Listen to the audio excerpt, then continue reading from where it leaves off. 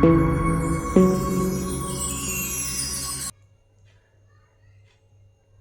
Guys, welcome to into the light YouTube channel. అందరూ ఎలా ఉన్నారు? బాగున్నారు అనుకుంటున్నాను. ఎలా ఉన్నారని చెప్పి కామెంట్లో చెప్పేసేయండి. ఈరోజు మరో వీడియోతో మీ ముందుకు వచ్చేసాను. ఈయన పేరు ఏంటంటే ఆనంద్ పాల్ అంట.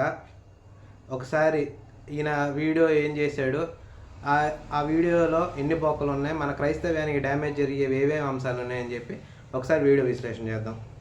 చెప్పన్నా. ప్రైజ్ లార్డ్, అందరికీ వందనాలు. దేవుని బిడ్డలారా, ఈరోజు మీకు ప్రత్యేకమైన విషయాన్ని తెలియపరచడానికి మీ ముందుకు రావడం జరిగింది. బైబిల్ గ్రంథంలో ఆదాముకి కయ్యను హేబేలు పుట్టిన తర్వాత కయ్యను హేబేల్ని చంపడం జరుగుతుంది. ఇది మనందరికీ తెలిసిందే. అయితే దేవుడు కయ్యోన్ని శపిస్తాడు. ఏమనంటే, నువ్వు దేశదిమ్మరవై తిరుగుతావు, ఎవడైనా నిన్ను చూసినప్పుడు వాడు నిన్ను చంపకున్నట్టుగా నీకు ఒక గుర్తేస్తా ఉండనని దేవుడు కయ్యోనికి ఒక గుర్తేయడం జరుగుతుంది. ఇది ఆదికాండం 4వ అధ్యాయంలో మనం చూడగలుగుతాం. ఆదికాండం 4వ అధ్యాయం 16వ వచనంలో, అప్పుడు కయ్యోను యెహోవా సన్నిధిలో నుండి బయలుదేరి వెళ్ళి ఏదేను తూర్పు దిక్కున నోదు దేశంలో కాపురముండెను అని రాయబడింది. ఇప్పుడు ప్రశ్న ఏంటంటే, ఆదాము హవ్వ కయ్యను వీళ్ళ ఫ్యామిలీ వరకే ఉన్నప్పుడు అసలు దేశం ఎక్కడి నుంచి వచ్చింది? అది కూడా నోదు దేశం అని ఇక్కడ రాయబడింది. అసలు మనుషులు ఎవరు లేకుండా నోదు దేశం అని ఎలా పేరు పెట్టబడింది అనేది ఒక ప్రశ్న ఇక్కడ. అయితే నేను గడిచిన దినాల్లో జాన్ పాల్ మాట్లాడుతున్న ఒక వీడియోని చూశాను.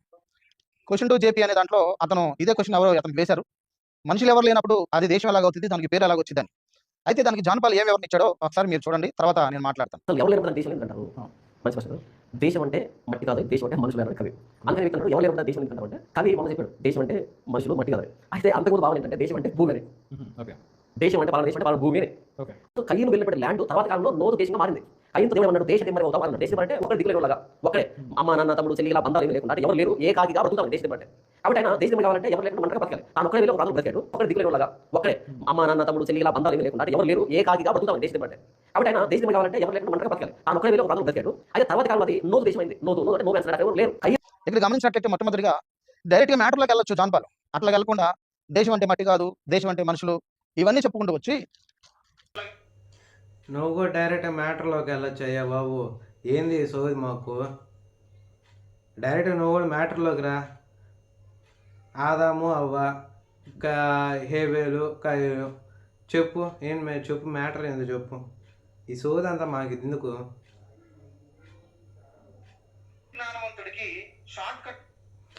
ఆయన చెప్పింది కరెక్టే, జాన్ పాల్ చెప్పింది కరెక్టే. క్రైస్తవుల్లో కానీ, క్రైస్తవ పాస్టర్లకు కానీ, లేకపోతే ఎవరికైనా సరే అంతా తెలియదు. అర్థమైందా? అంతా తెలియదు. మన క్రైస్తవ్యంలోనే అందరికీ తెలియదు. అంతెందుకు నాకే తెలియదు. బైబిల్ ఉన్నా కూడా చదవరు. మరి ఇంకా దేనికి? ఆయన చెప్పింది కరెక్టే కదా. నీకు వచ్చిన నొప్పి ఏంది అది చెప్పు.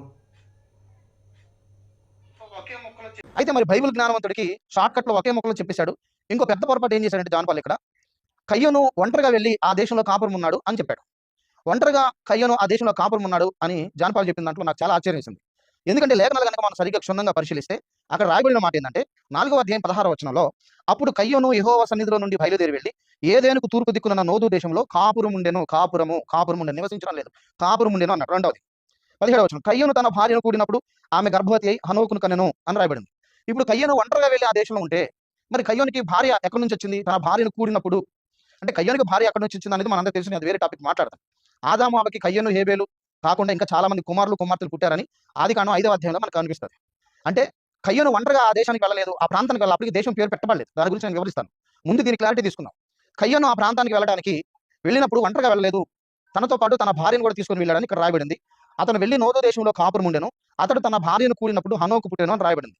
ఒకవేళ జాన్ పాల్ చెప్పినట్టు దేశదిమ్మరుగా ఉండాలి, దేశాలు పట్టుకుదరగాలి కాబట్టి అన్న చెల్లి అక్క ఎవరు తోడు లేకుండా కయ్యను ఒక్కడే ఆ ప్రదేశానికి వెళ్తే ఈ ఇంక భార్య ఎక్కడి నుంచి వచ్చింది? మరి ఒకటి దిక్కులేలాగా ఒకడే, అమ్మ నాన్న తమ్ముడు చెల్లి ఇలా బంధాలు లేకుండా ఎవరు లేరు, ఏ కాకిగా బ్రతుకుతాం దేశం అంటే.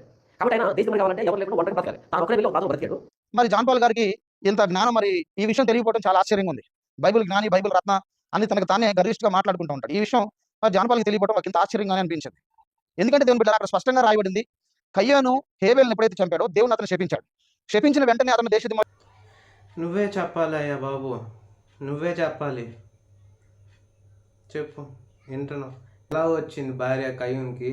నీకు తెలుసు కదా, బైబుల్ జ్ఞానివి కదా, అంతా తెలుసు కదా, చెప్పు. ఈ విషయం తెలియకపోవడం చాలా ఆశ్చర్యంగా ఉంది. బైబిల్ జ్ఞాని, బైబిల్ రత్న అని తనకు తానే గరిష్ఠగా మాట్లాడుకుంటూ ఉంటాడు. ఈ విషయం మరి జానపాలకి తెలియపోవడం మాకు ఇంత ఆశ్చర్యంగానే అనిపించింది. ఎందుకంటే దేవుని బిడ్డ అక్కడ స్పష్టంగా రాయబడింది, కయ్యాను హేబేలుని ఎప్పుడైతే చంపాడో దేవుని అతను శపించాడు. శపించిన వెంటనే అతను దేశదుమరై వెళ్ళిపోలేదు. కొన్ని సంవత్సరాలు వాళ్ళ అమ్మ నాన్న దగ్గరే ఉన్నాడు. ఎందుకంటే ఈ లేఖనాన్ని బట్టి మనం అర్థం చేసుకోవాలి. కొంతకాలం అక్కడే ఉన్నాడు. కొంతకాలం అక్కడే ఉన్న తర్వాత కయ్యనుకి భార్య అంటే ఆదాము అవ్వకి చాలా మంది కుమారులు కుమార్తెలు పుట్టిన తర్వాత వాళ్ళలో ఒక అమ్మాయి ఆమె ఎదిగి పెద్దదైన తర్వాత కయ్యను ఆమెను తీసుకొని వేరే ప్రాంతానికి వెళ్ళాడు. ఇది అక్కడ చరిత్ర. ఓకే. కానీ జానపాల ఏమంటున్నాడు, ఒంటరిగా కయ్యూని వెళ్ళాడు. ఒంటరిగా కయ్యూని వెళ్ళలేదు, ఒంటరి జంటగానే కయ్యూని వెళ్ళాడని లేఖనం సెలవిస్తుంది. ఇది జానపాల్ గారు సరి చేసుకోవాలని నేను తెలియపరుస్తున్నాను. ఇకపోతే నోదు దేశం అనే పేరు ఎలాగొచ్చింది? అప్పుడు అసలు దేశాలే లేవు కదా, ఉన్నదే కొద్ది మంది, వీళ్ళ ఫ్యామిలీ వరకే కదా. నిజం చెప్పు, క్వార్టర్ వేసి వచ్చి కూర్చున్నావు కదా. నువ్వు ఈ మాట చెప్పావు, ఆదాము అవ్వలకి చాలామంది పిల్లకాయలు ఉన్నారు, అందులో ఒకళ్ళని ఈ కయ్యూంకి ఇచ్చి చేశారు అని చెప్పి. వాళ్ళిద్దరు ఏమవుతారురా? వాళ్ళిద్దరు ఏమవుతారు? అన్నా చెల్లెళ్ళు అవుతారా లుచ్చా?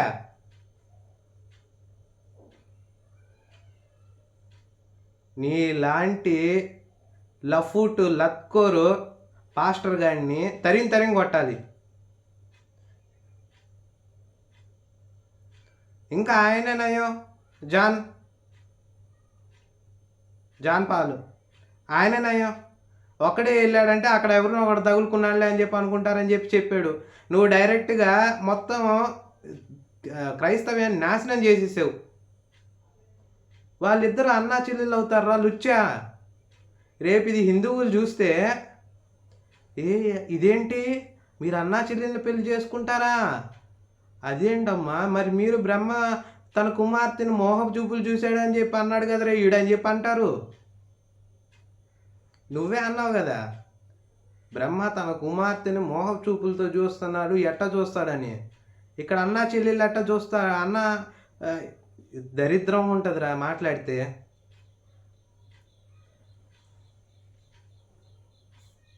దరిద్రంగా ఉంటుంది తెలుసా. నువ్వేదో పెద్ద పీకుతావని చెప్పి వచ్చావు, క్రైస్తవ్యాన్ని మొత్తం తోసేసా బురద గుంటలు అట్టే. నీకు తెలియదు first Bible knowledge. You have zero knowledge about Bible.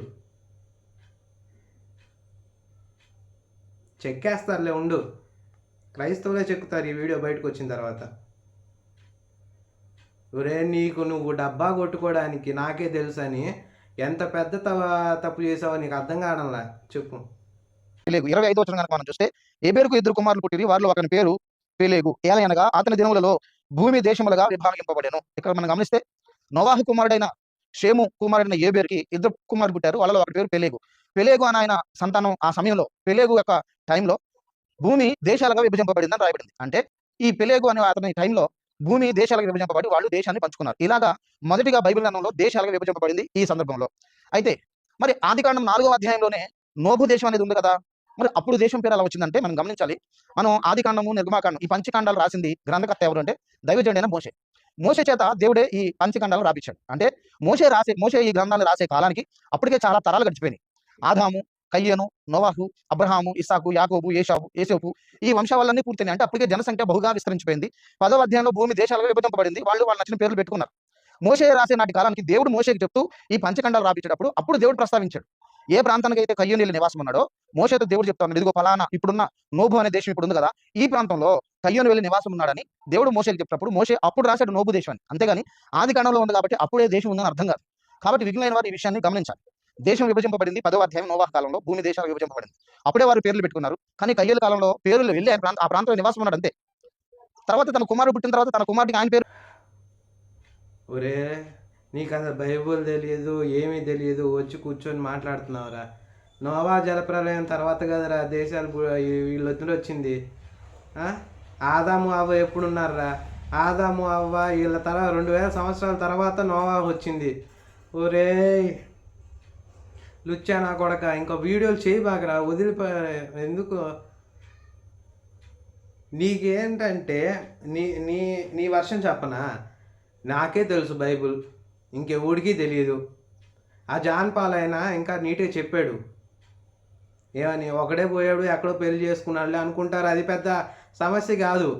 ఎక్కడో దేశంలో తిరుగుతున్నాడు అక్కడ పెళ్లి చేసుకున్నాడులే అనుకుంటారు. నువ్వేం చెప్పావంటే డైరెక్ట్గా అన్న చెల్లెల్నే తీసుకెళ్ళాడు, మళ్ళీ వాళ్ళతో బిడ్డలను కన్నాడు. నువ్వు ఏం మనిషిరా?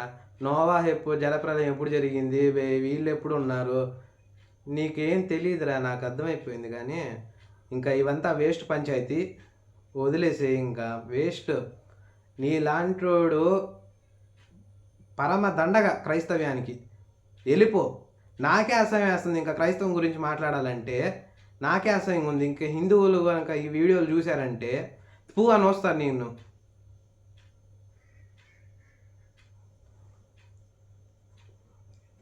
అదేంట్రా, నువ్వే కదరా బ్రహ్మ తన కూతుర్ని పెళ్లి చేసుకున్నాడు, ఎట్ట చేసుకుంటాడని అడిగావు, మరి ఇదేందిరా?